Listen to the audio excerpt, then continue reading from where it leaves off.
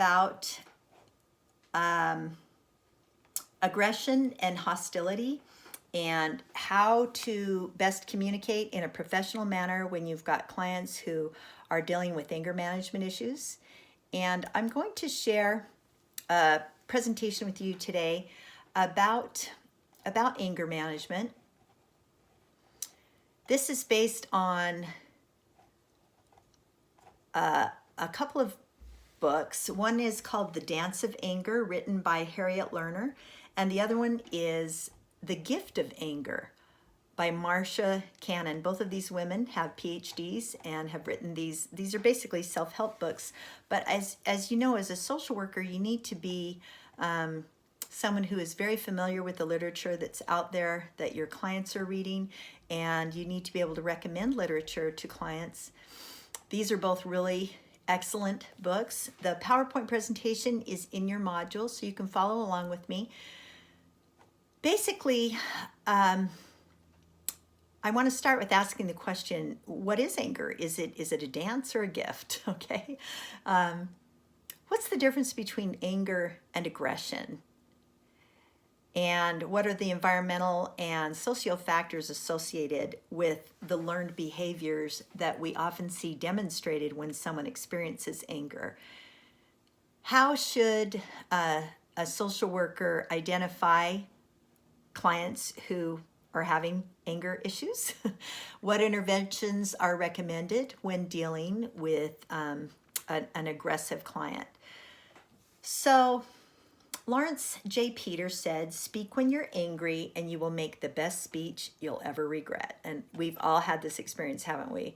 One of the things that we've talked about in this class, as a professional, you learn to keep your mouth shut sometimes. Sometimes that's what being a professional is all about, is on the surface, being like a duck, right? You let things roll off your back, but you're paddling like crazy underneath the water. We often in our culture, we've had the mistaken belief that anger is power. And if you look around, there's violence in video games, in movies. Bullying has been a buzzword in the last couple of decades, especially for those of us who've worked as school social workers. We even have, movies like the Angry Birds games that almost glamorize anger. But anger doesn't need to be a negative expression. Aggression is exactly that, isn't it? It's a negative expression of what anger is. But anger is a normal human emotion. When it's handled appropriately and expressed assertively, it can provide an individual with a positive force to solve problems and make decisions concerning life situations. When anger becomes a problem, it typically becomes a problem when it's not expressed or when it's expressed aggressively. One of the things that I would tell my anger management clients often is, what is the difference between being assertive and aggressive? It's okay to be assertive. In fact, it's good to be assertive. That's kind of how we get our needs met, and how we help other people get their needs met is by being assertive, but being aggressive is rarely appropriate. One of the basic definitions of anger is an emotional state that varies in intensity from mild irritation to intense fury and rage. Anger actually causes physiological changes in your system. Your heart rate increases, your blood pressure increases, and obviously, you're going to work more from the amygdala than from the frontal lobe when you're in a state of anger. Think about what happens to you personally. I've seen individuals whose faces turn red, whose fists clench. It's important to recognize that anger is not a primary emotion. It's a learned response. It's almost always a secondary emotion that's covering up something underneath. Anger is typically experienced as an autonomic inner response to hurt, frustration, or fear. It's a physiological arousal, instilling feelings of power and generating preparedness. So that feeling of power that you get when you're anger is a secondary emotion. It's easier to feel that, to feel anger than to feel what the primary emotion is underneath. Fear is a very scary emotion, isn't it? Fear is a vulnerable state. Frustration is a more vulnerable state. Anger is kind of fake power, isn't it? Anger is significantly different from aggression, and we are capable of being under personal control of anger. Anger has positive and negative functions. Aggression is one way that individuals express anger. It's a behavior that is intended to threaten or injure the victim's security or self-esteem. Aggression is not always physical, is it? We definitely have seen people be verbally aggressive.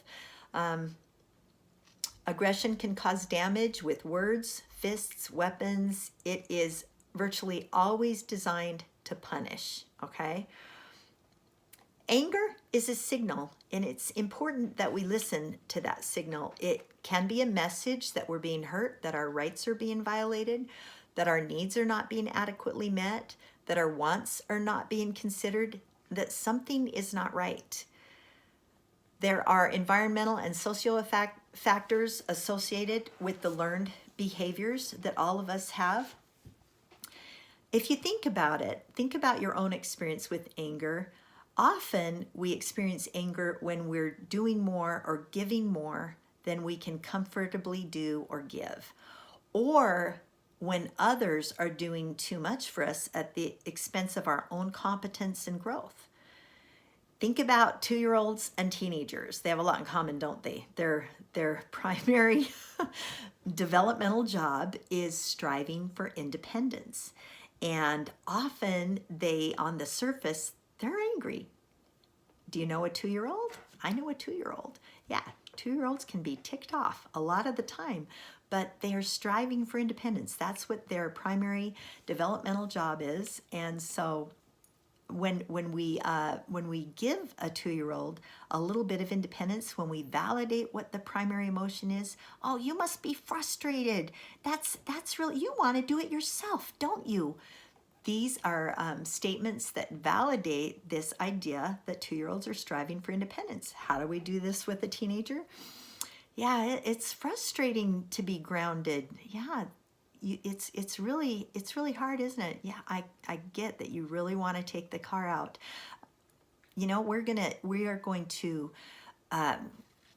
look at those boundaries, and as you build trust, you're going to get to have more freedom. That's what he's striving for. I love what William Shakespeare said about hell hath no fury like a woman scorned. So both of these books, these self-help books, are written by women, and they're both targeted to women who are experiencing anger. And in the book, The Dance of Anger, the author talks about the statement, sugar and spice and everything nice. Is this what little girls are made of? This is what kind of the culture tells women, that you should be nice all the time, right? I like the saying, I'm sugar and spice and everything nice, but if you mess with me, you better think twice. It's okay to empower our girls. It's okay to empower your female clients and your daughters with a statement of self-preservation rather than simply being nice all the time. Predisposed factors to anger and aggression. Role modeling is one of the strongest forms of learning. So when a child is being raised by parents who are keeping their cool, have their emotions in control, those parents are modeling for that child a more appropriate response to frustration and fear and shame and embarrassment and all of the primary emotions that are covered up by anger. But what about if a role model is negative? What if role models are aggressive? What if their emotions are very much on the surface in terms of anger covering up those primary emotions a lot of the time? And these earliest role models are typically the primary caregivers. As a child matures, role models can be celebrities or other influential individuals in a child's life, the TV shows, games that they play. It's not just the live people in their life. Children are getting a lot of influence virtually these days. And so it's important that those role models are demonstrating to children how to deal with feelings of frustration and fear. So the language of anger is often very negative towards women. We have words in our English language like shrews, witches, hags, nags, man-haters, castrators. The language of anger, the term bitch, which is the word for a mother dog, is a very negative, derogatory label for an angry female.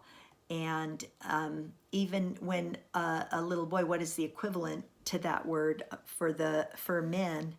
A bastard, right? Which is basically the child of someone who is not married, is where that term originated from. So it still blames the mother. So where do we teach our children to find personal power? If we're teaching our young girls to find their personal power in their appearance, that's going to fade, right? Yeah, the older you get, the less you are the person in the mirror that you were in your 20s. So we need to help our daughters and the young girls that we work with find personal power in what's happening up here, in here, rather than just what's in the mirror, right? The pain of anger preserves the very integrity of ourself. Harriet Lerner, the author of The Dance of Anger, talked about anger being a signal that we need to listen to. And how do we identify a client who is angry? And this is really interesting. I mean, it sounds like a simple question. Frowning, clenched fist, low-pitched words forced through clenched teeth, yelling and shouting. There's a lot of behaviors that identify anger, but you may have clients that do not show their anger on the surface. And I worked with one woman who, after several sessions with her, she finally was able to express some of the frustration that she was feeling. And it really took a lot of talk about some of the things that had happened in her past for her to be able to allow kind of that emotion to come to the surface, because she had pressed it down so much. So some of the characteristics of anger include really intense eye contact or no eye contact at all, not to be confused with autistic behavior. People can be easily offended. That can be a sign of unresolved conflicts.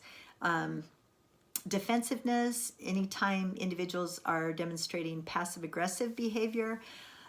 Emotional over-control. Intense discomfort, anytime, you can sense tension. Some of us can sense it better than others. And be aware of it.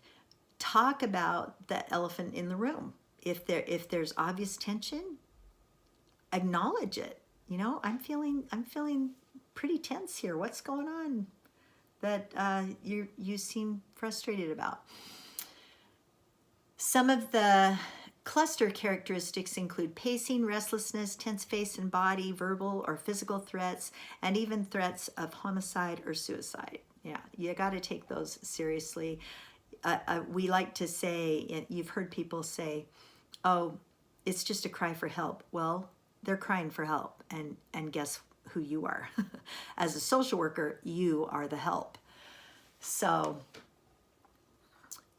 assess what the risk factors are.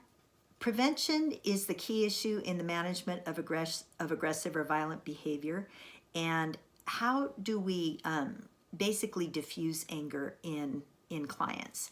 There are 3 factors that are important considerations in identifying the extent of the risk. Okay, first of all, past history of violence.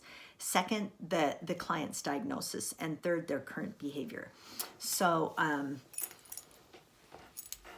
in an assessment situation, you may not have all of this information. And a past history is going to be really, really important. It's considered the most widely recognized risk factor for violence in a treatment setting. The diagnosis is important. Some of the diagnoses that are associated with violence include substance use disorders, and I worked with a lot of domestic violence perpetrators who had substance use issues, and one of the blanket statements was, well, I was drunk, so I didn't know what I was doing. No, you're still accountable for your behavior. Schizophrenia is one of those diagnoses associated with violence. Major depression can actually be associated with violence. We think of major depression as something that's much more passive, but their studies show that violence can be associated with this diagnosis. Bipolar disorder, when we have those mood swings that go from mania to depression, on that mania end, we can have some real out of control behaviors. Neurocognitive disorders such as autism can, and also Asperger, or I'm sorry, Alzheimer's. I could remember that word. Okay, Alzheimer's is a neurocognitive disorder. I worked with one domestic violence client who he was not court ordered, he was wife ordered. What is going on with this guy? And finally we did a medical workup on him. Come to find out, he was in the beginning stages of Alzheimer's, and this can be a time in which violence can be a part of that. So antisocial, borderline, intermittent explosive personality disorders are all diagnoses that have that can be associated with violence. One of the risk factors is the current behavior. If the client is holding themselves in a very rigid way, clenched fists, a defiant affect, talking in a rapid raised voice, if they're arguing, demanding, using profanity, threatening, talking in a threatening way, agitate, if they're demonstrating agitation and pacing, anytime they're pounding, I mean, obvious, these are obvious. One of the best things you can do is take a deep breath yourself. It's easy to kind of get excited ourselves and find ourselves in an agitated state when we're working with a client who is behaving in a potentially violent way. And so taking a deep breath yourself, making sure that you are working from your frontal lobe. Infusing your system with oxygen is a good way to do that, is a good way to assure that you will work from your frontal lobe.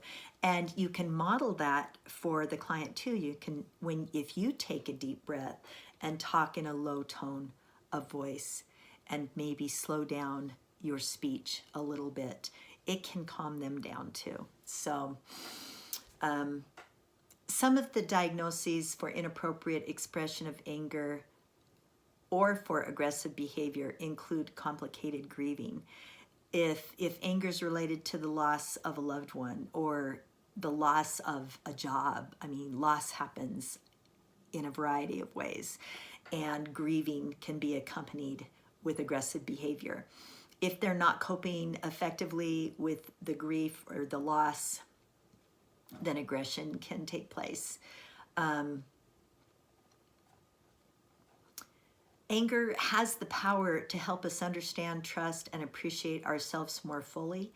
It helps us increase our inner strength. You know, if you're feeling anger, you need to remember, and this is from The Gift of Anger, that book. It's neither legitimate or illegitimate, meaningless or pointless. Sometimes it simply is. Like when you're thirsty, you don't feel guilt for needing a glass of water, do you? So sometimes anger is a response to what's going on around us. We talk a lot about the burden of unmet potential, and you'll deal with that with clients a lot. Individuals who have not met their potential, who haven't had the opportunity to meet their potential. And so this sense of frustration that exhibits itself as anger can be very powerful. But empowering individuals to do that, to achieve what they're capable of, is going to help diffuse a lot of that anger.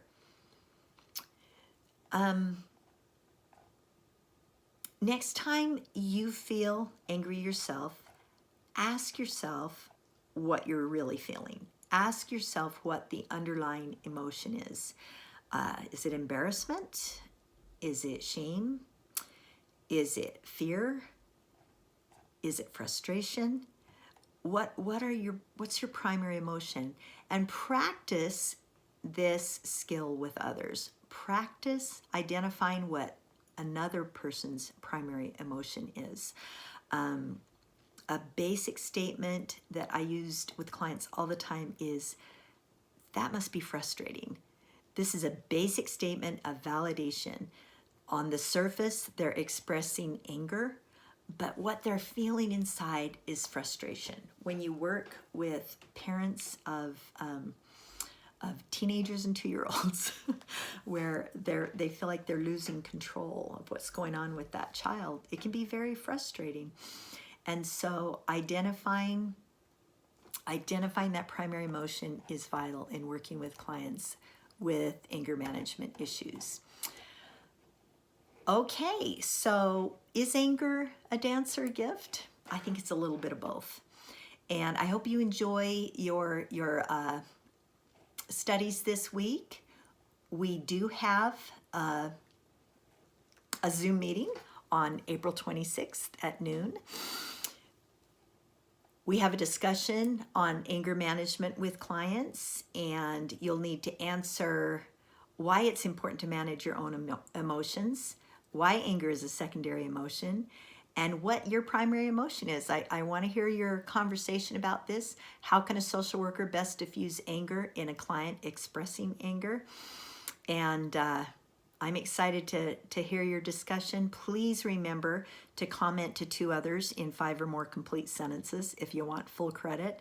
Please remember to cite your sources using APA-style formatting.